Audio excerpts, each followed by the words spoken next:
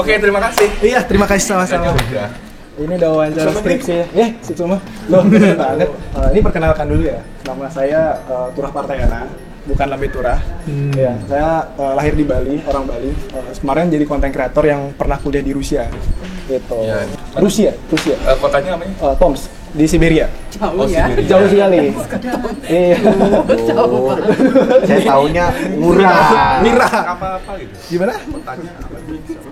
Kotanya ya kota Tomsk sih. Jadi kota terdingin juga, -43 kalau misalnya. -43? Iya. Berarti kalau kencing di dalam udah langsung. Pernah Kak, pernah. Oh, iya? Pernah kencing di luar juga di -43. Kenapa di luar? Tapi kuning banget jadi sama pas di salju kan putih. Tiba-tiba kuning. Ketahuan jadi kencingnya. Di luar. Jadi dilarang gitu. Ada pertanyaan lagi? Silahkan aja tanya dulu. Gak apa-apa. Kenapa milih Tom? Oke, kan kebetulan kan ambil beasiswa. Ya udah dapat kampus sana 4 tahun ke 1. Gitu. Kalau ngambil kan ditahan. Nah, itu. Selamat ya dapat beasiswa ya. Iya, terima kasih Kak. Jadi sekarang mau nyanyi atau? Udah. Iya, Halo. Iya, nyanyi Oke. sih. Udah gak ada nervous Iya, lagi kan? Tunjukkan bakatmu. Russian anthem, lagu kebangsaan Rusia. Rusia, Svesena, Nashe, Derzava. Apa? Lagi Arsa itu bero. Masha and the Bear. Kenapa balik ke sini? Nah, pertanyaan lanjut lagi nih. Karena kemarin S1, jadi udah selesai 2020 lulusnya, akhirnya balik ke sini. Gitu. Soalnya di Rusia tuh memang lebih sering bikin short film juga. Jadi pernah ikut teater, jadi pernah jadi aktor. Makanya sebenarnya saya ngefans sama Mas Dwi Sasono. Iya. Siapa yang nggak ngefans sama Dwi Sasono? Masa gitu. Ini sini masih banyak loh. Oh iya. Satu aja nggak apa-apa. Cita-cita kamu tuh apa? Pengen jadi aktor tapi juga pengen punya film sendiri gitu. Oke, semoga tercapai ya. Bercanda. Wah iya.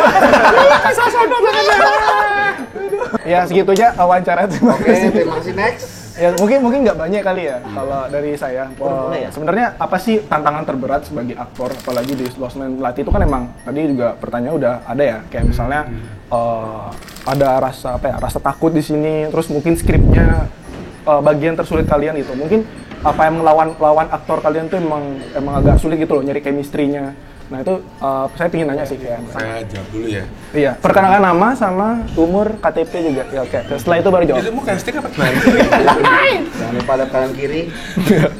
Iya, memang sebenarnya kalau ngomongin bahwa kita bertemu dengan lawan main yang seperti apa, kalau ya mungkin teman-teman di sini bisa ngeliat kalau bertemu dengan lawan main seperti ini yang ada kita mainnya juga enak. Oke.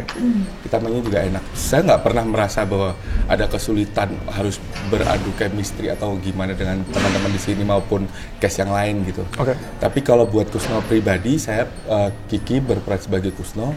Tantangannya adalah kita melalui 4 fase era yang berbeda.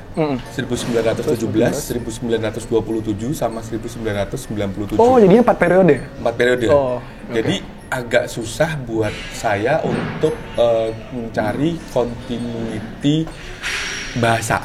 Tahun 1900 bahasanya seperti apa? Tahun 97 seperti apa? Kemudian fase-fase itu harus dilewati step by step. Saya ditugasin Pak Billy dan Pak Mike, oke, gue pengen ada 4 fase dalam hidup kamu. Fase pertama, gayamu seperti apa, cara berjalanmu seperti apa, ngobrolmu seperti apa. Fase kedua seperti apa, ketiga seperti apa, keempat ini udah mentok seperti apa.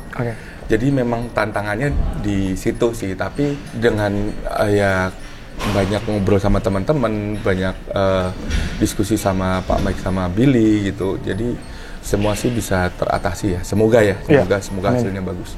Aku coba yang terakhir. Boleh. Sedikit besar.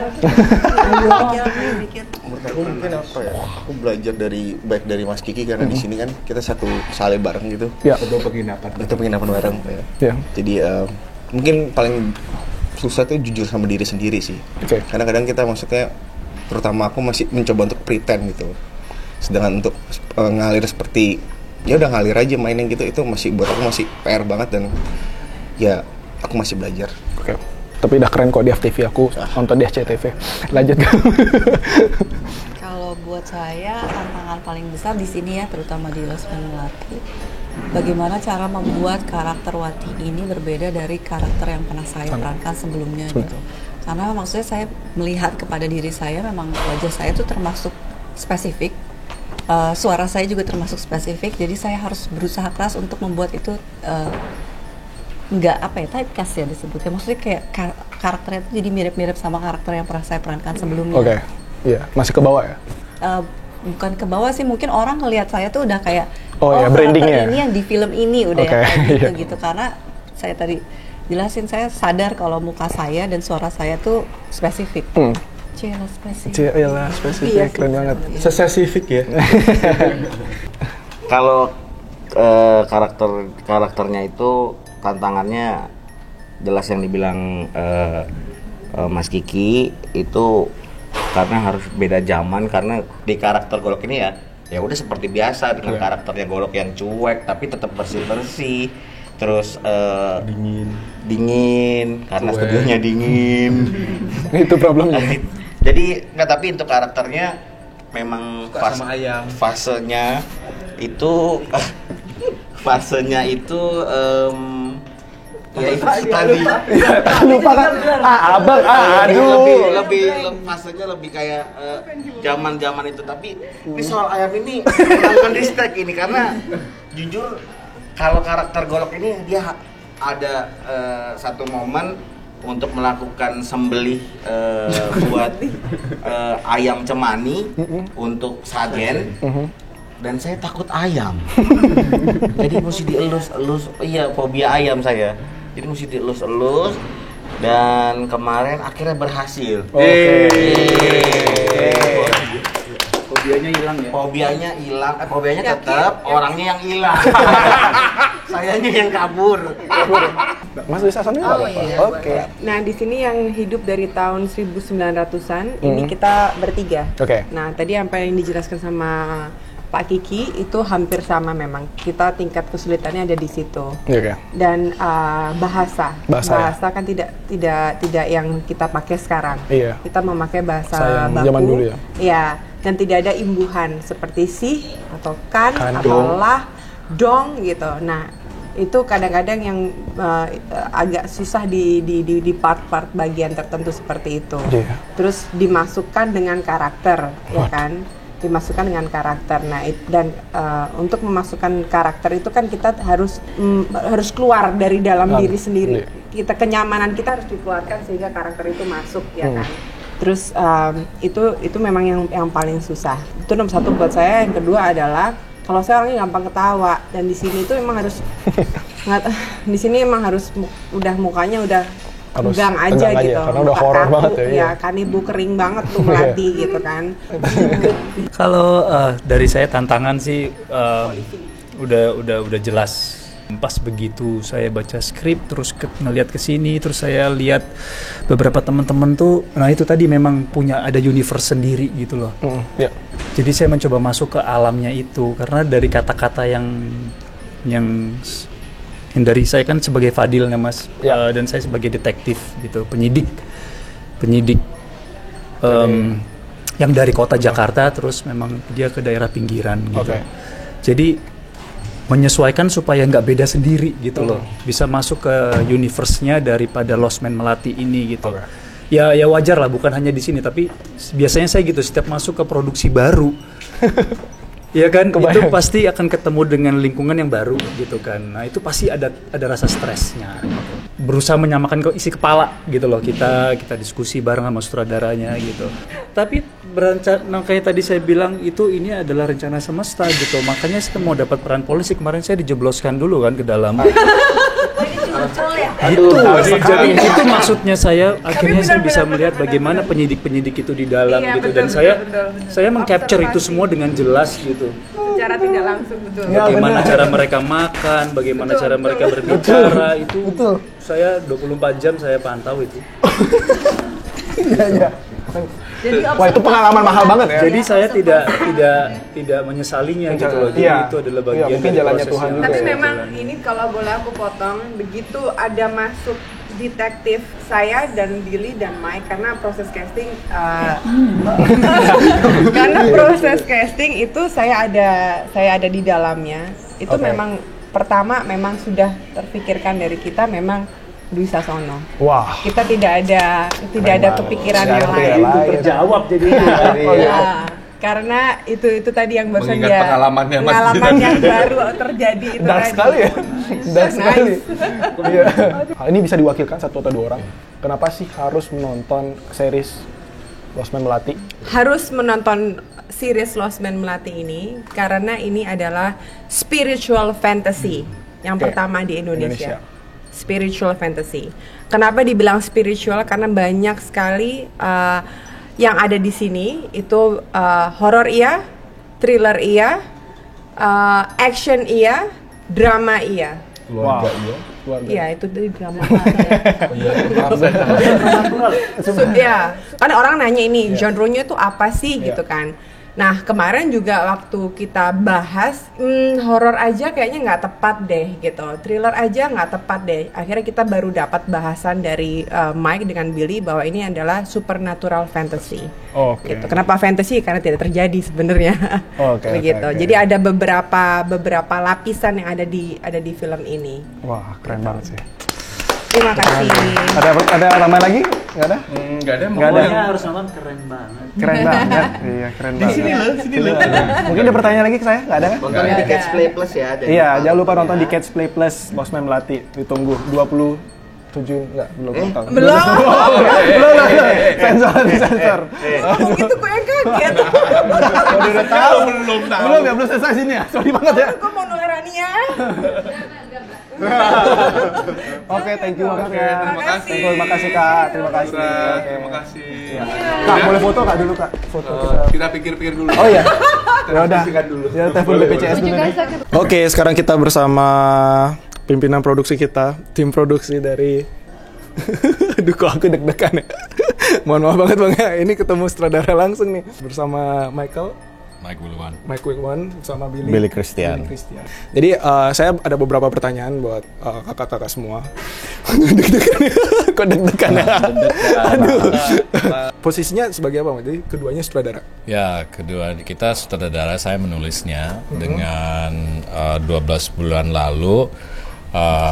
Billy dengan saya pernah kerja di satu project sama HBO di sini. Dengan kita lagi mikir, gimana kalau kita bisa cerita-ceritaan lagi yang lebih panjang tentang folklore dari Indonesia, dengan mungkin kita mix konsepnya sama Bates Motel, Twilight Zone. So sebetulnya ini konsep yang horor ya universal sih, bukan hanya di Indonesia tapi bisa tayangkan di seluruh dunia. Tapi mungkin kita bisa di Indonesia kan juga ya, so itu mulainya dari situ 12 bulan lalu ya. Iya, hampir setahun yang lalu lah. Ya, setahun yang lalu. Habis itu 12 bulan kemudian kita ketemu dengan Catch Play, sangat tertarik dengan konsepnya. Habis itu kita di sini. Cepet banget sebetulnya. Tapi kalau tantangannya sendiri dalam bentuk bikin cerita itu kayak gimana sih? Apakah memang di setiap episode itu harus ada konfliknya dan lain-lain? Konsepnya yang kita pertama sebetulnya kita ada 10 episode. Dengan setiap episode ada cerita masing-masing kayak antologi. Tapi untuk series kita selalu harus ada naratif yang overlapping biar ada cerita yang dari episode 1 sampai 10. Biasanya sekarang penonton suka ada banyak yang penasaran mau tahu dalam-dalamnya backgroundnya apa. Dengan sekarang kita menulis biar ada background, jangan sampai kita ngikut setiap orang masuk ke Lost Man Melati kejadian apa, cerita 1, cerita 2, cerita 3. Tapi lebih bagus kita ada legenda yang lebih dalam dengan dari history, udah dari lama. Itu konsepnya kita. Kalau dari Bang Billy, suka dukanya deh. Tantangan terbesar itu dingin banget di sini. Oh gitu ya? Nggak bercanda. Tantangannya gimana caranya supaya penonton itu bisa larut ke dalam cerita gitu, karena kita fokusnya bukan hanya folklore Indonesia aja, tapi gimana caranya kita membawakan konsep Indonesia yang bisa dimengerti oleh masyarakat di luar Indonesia juga. Itu challenge-nya. Karena kita nggak mau bikin cerita cuma hanya untuk Indonesia doang. Apalagi Catch Play itu base-nya kan lebih luas ya. Jadi akan diputar di penontonnya bukan hanya region Indonesia juga. Jadi sekalian kita punya misi untuk mengenalkan kebudayaan Indonesia yang penuh dengan hal-hal mistik, supranatural seperti itu. Dan itu di mata orang-orang di luar Indonesia menjadi suatu hal yang menarik dan eksotik dan unik ya pastinya. Nah itu kita harus menjaga gimana caranya supaya penonton dimanapun menikmati apa yang kita sajikan, yaitu bahasa horor yang bisa diterima secara universal gitu. Oke. Wah, menarik banget. Kan sebenarnya Indonesia kan identik emang supernaturalnya nih. Ada gak sih kejadian mistis gitu? Mungkin nggak cuma di produksi sini, mungkin di luar selama di Indonesia kejadian mistis yang pernah dialami sebagai sutradara. Oke. Bang Billy dulu deh. Nih, jadi banyak banget ya kita di serial ini tanpa bermaksud untuk membocorkan. Tapi memang ada tokoh-tokoh seperti tokoh-tokoh hantu-hantu Indonesia dan juga kita menghadirkan paranormal, istilahnya dukun Indonesia. Nah, pada saat kita membuat adegan itu, dia harus mengucapkan mantra-mantra. Yang sebenarnya mantra-mantra ini, aku langsung nanya ke temanku yang dukun beneran. Kita mau bikin adegan ini nih, tolong cari tahu dong mantranya untuk manggil hantu gimana gitu. Dikasih tahu manggil hantu, manggil hujan gimana. Itu mantra beneran. Jadi, yang aku takutkan adalah mantranya itu beneran works, hantunya beneran datang, hujannya beneran datang, atau apalagi membangkitkan mayat. Wah, itu tuh ngeri. Jadi untuk karena aku ngejaga supaya gimana nih biar nggak main-main gitu kan, bikin mantra-mantranya seperti itu. Jadi itu sebenarnya kalau kejadian-kejadian sih aman-aman aja di sini, semuanya happy, semuanya berjalan dengan baik. Cuman buat aku pribadi, aduh, ini gimana ya kalau mantranya nanti benar-benar terjadi gitu. Biasa produksi di Infinite banyak yang action, banyak yang genre thriller, tapi untuk horror kita udah pernah, tapi ini yang pertama kali yang saya bekerja sebagai sutradara sama Billy. Kemarin saya menjadi produsernya Billy sebagai sutradara. Nah, kita mau kreasi satu jenis horor yang original tapi ada otentik feelingnya juga dari Indonesia. So, Billy sebut mantra-mantranya harus otentik biar ada perlengkapan dengan ada connection dengan masyarakat Indonesia. Itu dia penjelasan dari kedua sutradara. Wah, thank you banget nih. Terima kasih. Semoga saya juga sebagai sutradara bisa kerja sama bareng. Takutan apa? Kalau saya takutnya, ya paling ya hantu sih sebenarnya juga hantunya.